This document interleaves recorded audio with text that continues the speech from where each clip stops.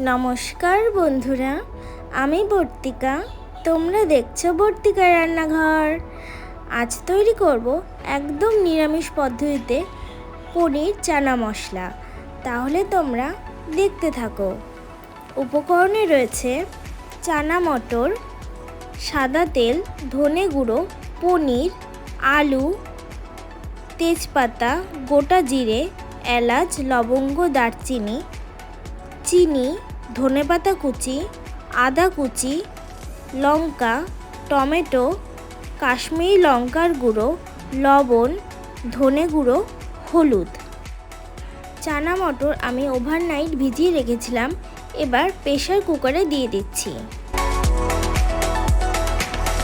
পরিমাণ মতো জল দিয়ে দিলাম, হাফ টিস্পুন লবণ। ভালো করে মিশিয়ে দিয়ে 4টে সিটি দিয়ে নেব।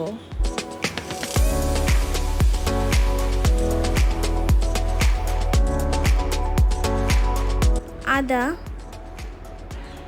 লঙ্কা, টমেটো মিক্সিতে ভালো করে পেস্ট করে নিলাম। কড়াইতে সাদা তেল দিয়ে দিলাম। তেল গরম হয়ে আসলে পনিরগুলো ভালো করে ভেজে নিচ্ছি।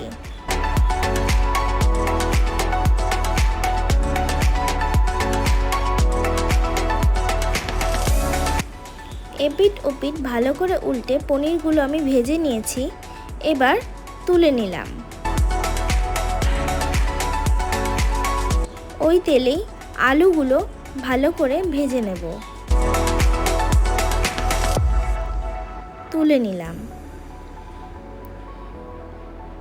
তেজপাতা, গোটা জিরে, এলাচ, লবঙ্গ, দারচিনি ফোড়নে দিয়ে দিলাম। কাঁচা লঙ্কা, আদা, টমেটো বাটা দিয়ে দিলাম।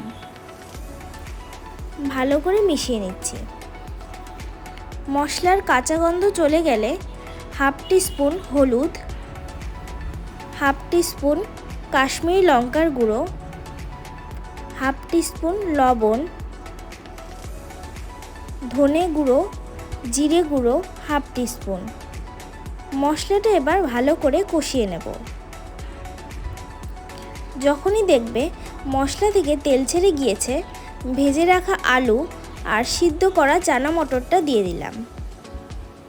ভালো করে কষিয়ে নিয়ে পরিমাণ মতো জল দিয়ে দিচ্ছি।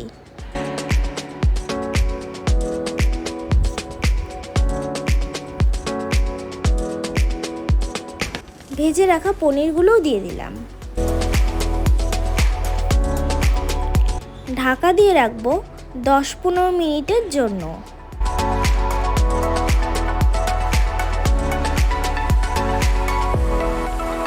দশ 15 মিনিট পর 1 চামচ চিনি দিয়ে ধনেপাতা কুচি দিয়ে দিলাম।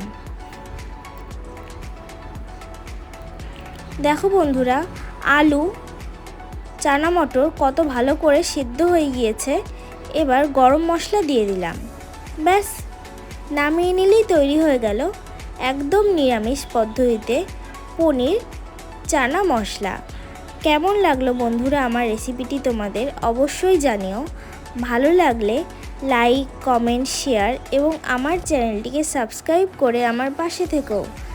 আজকের মতো টাটা।